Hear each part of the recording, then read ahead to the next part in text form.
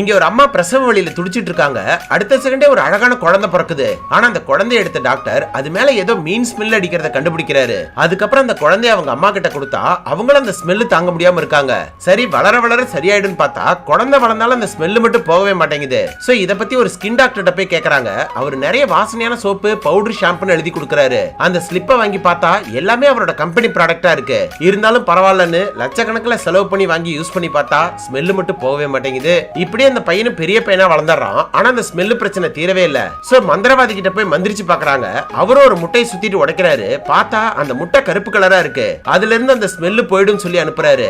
அப்பயும் போகவே மாட்டேங்குது. இன்னைக்கு தான் ஃபர்ஸ்ட் நாள் ஸ்கூலுக்கு போறான். இவரோட அப்பா கார்ல கூட்டிட்டு போகும்போது ஸ்மெல் தாங்க முடியாம காரோட விண்டோவை திறந்து விட்டுறாரு. இப்ப இவன் ஸ்கூலுக்கு போனதும் டீச்சர் இவனை மட்டும் தனியா தூரமா உட்கார வச்சிடறாங்க. சோ கார்ல மாட்டுற சென்ட கழுத்துல மாட்டிட்டு தான் ஸ்கூலுக்கு போறான். அப்பயும் அந்த ஸ்மெல் போக மாட்டேங்குது. இவனோட கிளாஸ்ல படிக்கிற பசங்க இவன் ஸ்மெல் தாங்க முடியாம இவன் முதுகுல மீன் போட்டோவை ஒட்டி அசிங்கப்படுத்துறானுங்க. ஆனா அதுல ஒரு பொண்ணு மட்டும் இவனுக்கு சப்போர்ட்டா இருக்கா. என்னடா இத்தனை பேர் ஒதுக்குனாலும் இவன் மட்டும் பிடிச்சிருக்குன்னு சொல்றாளேன்னு பார்த்தா அந்த பொண்ணுக்கு மீனுனா ரொம்ப பிடிக்குமா, அதனாலதான் இவனையும் பிடிச்சிருக்கு.